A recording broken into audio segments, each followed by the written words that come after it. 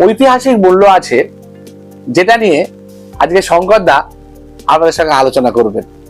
চলুন ওনার কাছ থেকে শুনে নিই আসলে এখানে কি হয়েছিল, কিভাবে রবীন্দ্রনাথ ঠাকুর, জগদীশ চন্দ্র বসু, আনন্দমোহন বসু একাকার হয়ে গেছিলেন এই বাড়িটির মধ্যে একটি বিশেষ সময়। আনন্দমোহন বসু মারা যান 1906 সালে, এবং ওনার এই অল্প জীবনে 1847 থেকে 1906, সময়টা তো অনেক অল্প, তার মধ্যেও ওনার অনেক কীর্তি রয়ে গেছে। কিন্তু এই কীর্তিটা এই বাড়িটার সঙ্গে যুক্ত। পরবর্তীকালে এই বাড়িটিতে আর্ট কলেজ হয়েছিল। বাড়িটির নাম্বার 139 লেনিন সরণি। চলুন শোনা যাক বাকিটা।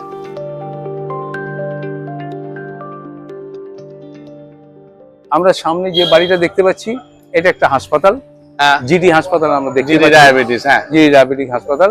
ভালো মানুষের উপকার হচ্ছে স্থানীয় এবং অন্যান্য জায়গার। এই বাড়িটার ঠিকানা হচ্ছে 139 লেনিন সরণি। 139 লেনিন সরণি। আগে এটা ধর্মতলা স্ট্রিট ছিল। এবং এই বাড়িটার একটা ইতিহাস আছে। আচ্ছা, এই বাড়িটায় থাকতেন আনন্দমোহন বসু। ভারতবর্ষের প্রথম র্যাংলার লন্ডন থেকে করেছিলেন আনন্দমোহন বসু। এই বাড়িটায় থাকতেন, পরের দিন দমদমে চলে যান। এই বাড়িতে যখন থাকতেন তখন সেটা ধরে নিন আমাদের সেই বিংশ শতাব্দীর শুরু বা ঊনবিংশ শতাব্দীর শেষ দিকে, যখন আচার্য জগদীশচন্দ্র বসু যখন লন্ডনেতে রয়্যাল ইনস্টিটিউশনে তিনি বক্তৃতা দিয়ে এলেন, বিশ্ব জয় করে এলেন, সেই এসে তিনি উঠেছিলেন কিন্তু এই বাড়িতে। আচ্ছা, কেন উঠলেন এই আনন্দমোহন বসুর বাড়িতে? আনন্দমোহন বসু ছিলেন আচার্য জগদীশচন্দ্র বসুর ভাইরা ভাই, মানে আনন্দমোহন বসুর স্ত্রী আর জগদীশ বসুর স্ত্রী, দুই বোন। এরা সব বোন শালা এরকম আর কি, মানে ভাইরা ভাই ঠিক বলবো না, মানে রিলেটিভ আর কি। আচ্ছা, মানে শ্বশুরের দিকে রিলেটিভ, শ্বশুর বাড়ির দিকে রিলেটিভ।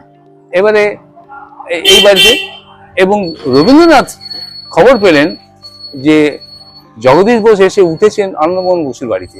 আচ্ছা, এই 139 নম্বর ধর্মতলা স্ট্রিট। তখন রবীন্দ্রনাথ তখন একটা ম্যাগনোলিয়া ফুল নিয়ে এই বাড়িতে এসেছিলেন জগদীশ বসুকে সংবর্ধনা দেবেন বলে।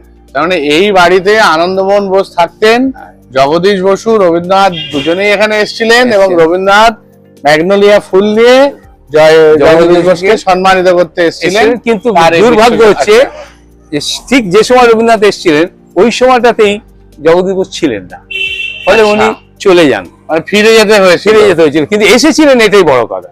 বাবা, তখনকার দিনে তো ফোনের ব্যাপার ছিল না, আগে থাকতে অ্যাপয়েন্টমেন্ট হয়তো করা যায় ব্যাপার ছিল না, ঠিক আছে। তো সুতরাং কবিগুরু এসে ফিরে গেছে, বিরাট ব্যাপার।